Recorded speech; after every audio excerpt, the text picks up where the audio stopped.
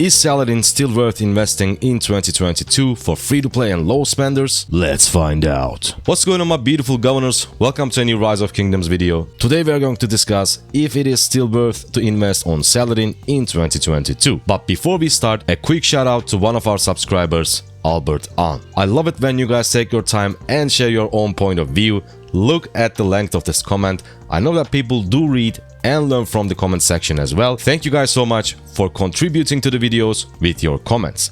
Now, back to today's topic, Saladin. Since his release, Saladin has been one of the best legendary commanders in Rise of Kingdoms, especially for free-to-play and low spenders. And there is a specific reason for that. Besides having really good skills and talent trees, what is unique about Saladin is his fourth skill and his expertise. His fourth skill is his rally skill, which is not common in Rise of Kingdoms. Rally or garrison skills are usually second or third skill, which makes things a lot harder if you only care about open field.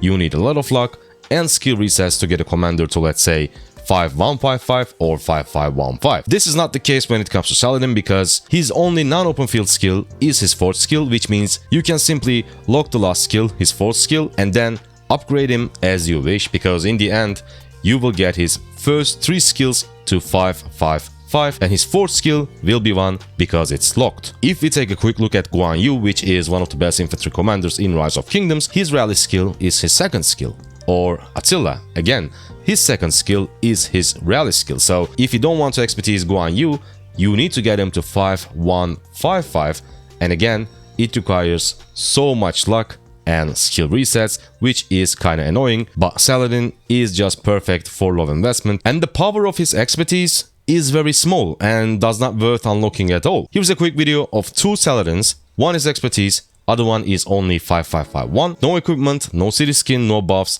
same troops and same technology. Watch it and you decide if the difference worth 300 sculptures or not. Here we go.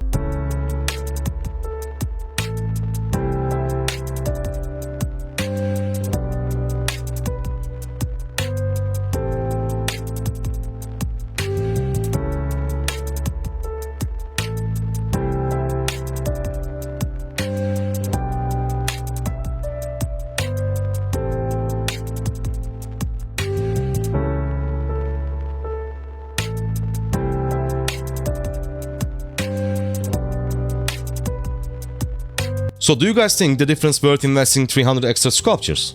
I don't think so.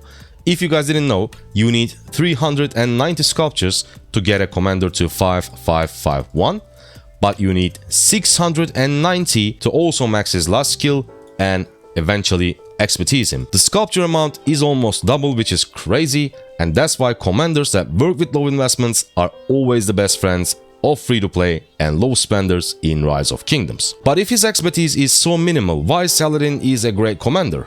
Well, his first three skills are just amazing when it comes to open field fighting. He has great talent tree options, which is cavalry and support, and he pairs so well with almost any other cav commander. His first skill deals 1.4k direct damage to the target, slows them down 30%, which kinda guarantees that they cannot run away with low HP, and reduces the healing effects, which is just a small bonus. His second skill provides 40% extra stats to cavalry units, and again a small bonus plus 5% march speed.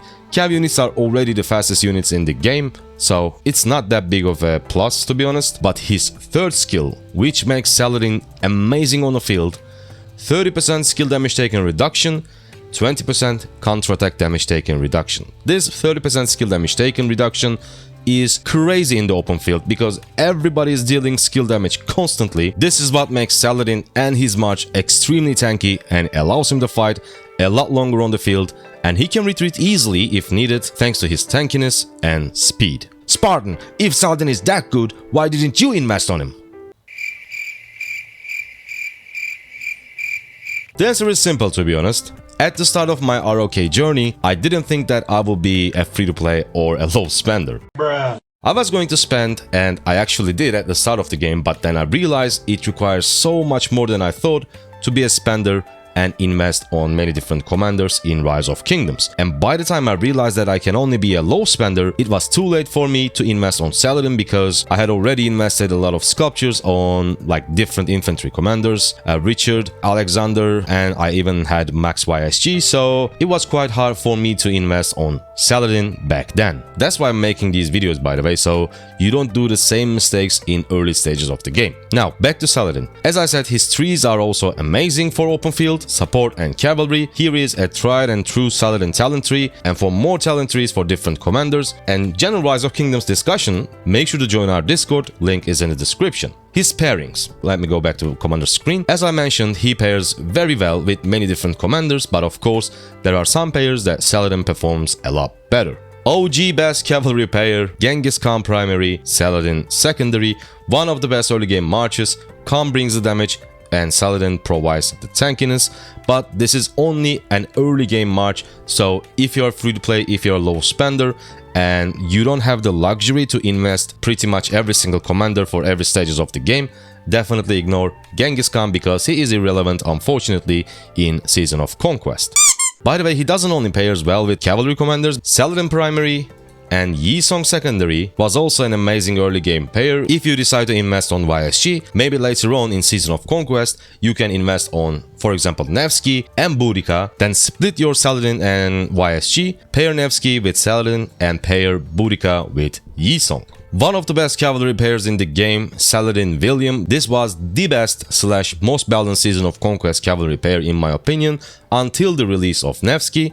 Yes, XY William is also amazing, but unfortunately, they are extremely squishy and whenever people see an XY primary on the field, they just instantly attack him. Also, the beauty of this pair is that both commanders works so well with low investment. Just like Saladin, William 5551 is also amazing in the open field, so this pair is a great budget-friendly / value for money cavalry march. Next we have Saladin Nevsky or Nevsky Saladin. Again, an amazing march in my opinion. Best secondary for Nevsky is Max William, but if you already have a 5551 Saladin from the early game, you can definitely just invest on Nevsky and pair them together. This is not the best cavalry march in the game, but still an amazing pair if you ask me. And you can also pair your Saladin with Takeda. The tankiness of this march is literally on an infantry march level, but the downside should be obvious. They don't deal much damage, they are just extremely tanky and that's it.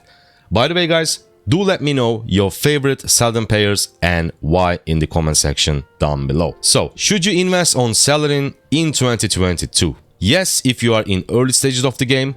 Yes, you are a cavalry main, or if your goal is to be a cavalry main. And no, if you're an infantry or archer main and will only use one cavalry march. In this case, I think investing on Nevsky, William, maybe even Attila would be more ideal than investing your precious legendary commander sculptures on Saladin in my opinion. Last but not least, here is his most optimal gear for early game, late game and very late game. You definitely don't need special talents on your legendary gear, by the way. I just put special talent on them because it just looks cooler. If you guys missed our latest video, which was about the best budget-friendly / value for money gear in Rise of Kingdoms, it should be on your screen right now. Make sure to check it out. Thank you guys so much for watching. I see you on that video. Bye.